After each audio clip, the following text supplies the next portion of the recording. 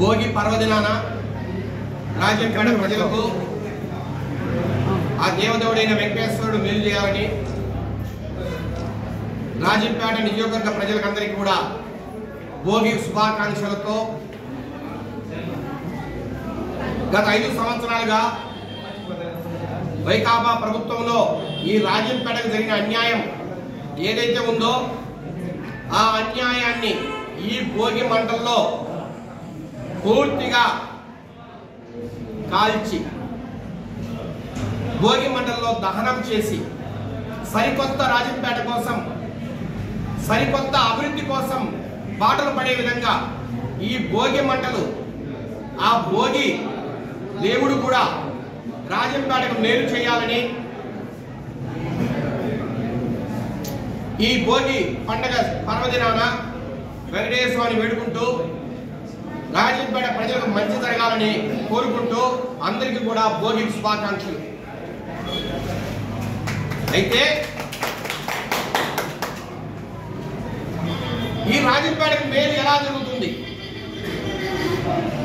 దేవుడు అనుకూలిస్తే, దేవుడు ఆశీర్వదిస్తే ఏదైనా మంచి ఒక ఊరికి జరగాలంటే అది ఒక మానవుడి ద్వారా జరగాలి.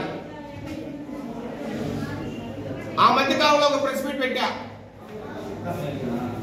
అయ్యా ఈ రాజంపేటకి ఇంత అన్యాయం చేసినా ఏమాత్రం స్పందించని వ్యక్తికి మీరు మళ్ళా టికెట్ ఇస్తే ఈ రాజంపేటకు మేలు జరుగుతుందా?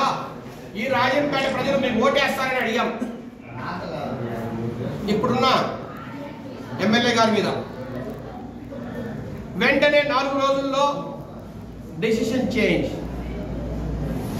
జగన్మోహన్ రెడ్డి గారు ఆయనకేదో ఒక జ్ఞానం దేవుడు ప్రసాదించినట్టు, ఆయన ఏదో రాజంపేట కోసం పరితపిస్తున్నట్టు ఫీల్ అయిపోయి వెంటనే ఇంకొక ఆయన తెచ్చిపెట్టాడు. నేను అడుగుతున్నా, ఇద్దరు దొందే. ఒక ఆయన మంచి, ఒక ఆయన చెడ్డ ఏమైనా ఉందా? ఒక ఆయన రాజంపేటకు ద్రోహం చేస్తే ఇంకొక ఆయన ఏమైనా రాజంపేట మంచి చేశాడా? మేమిద్దరం 2 కళ్ళు వైకాపాలో, మేమిద్దరం పార్టీ కోసం పరితపిస్తున్నాం, ప్రజల కోసం పరితపిస్తున్నామని మాడే వ్యక్తులు వీళ్ళిద్దరూ ఏ రోజైనా రాజంపేట మంచి కోసం పరితపించారా? నేను అడుగుతున్నా స్ట్రైట్ క్వశ్చన్. మేడా మల్లికార్జున గారిని పక్కన పెట్టి అమర్నాథ్ రెడ్డి గారిని ఈ రోజు మళ్ళా వైసీపీ క్యాండిడేట్ గా ప్రకటించినంత మాత్రాన రాజంపేటకు మేలు జరుగుతుందా? Straight question. దీంట్లో ఏమి ఎక్కడా కూడా మతలబులు లేవు.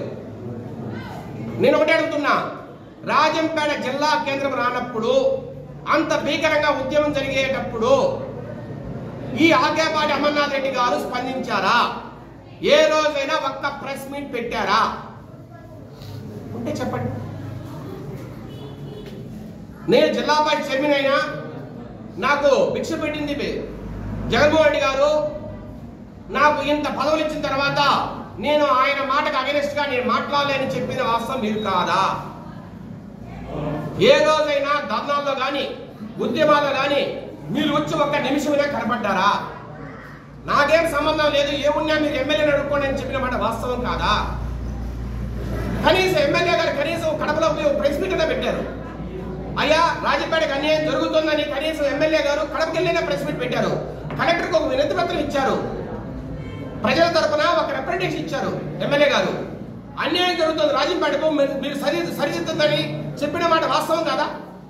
ఎమ్మెల్యే గారు కనీసం ఆ మాటనే చేశారు, ప్రెస్ మీట్ లో ఒక మాటను మాట్లాడగలిగారు.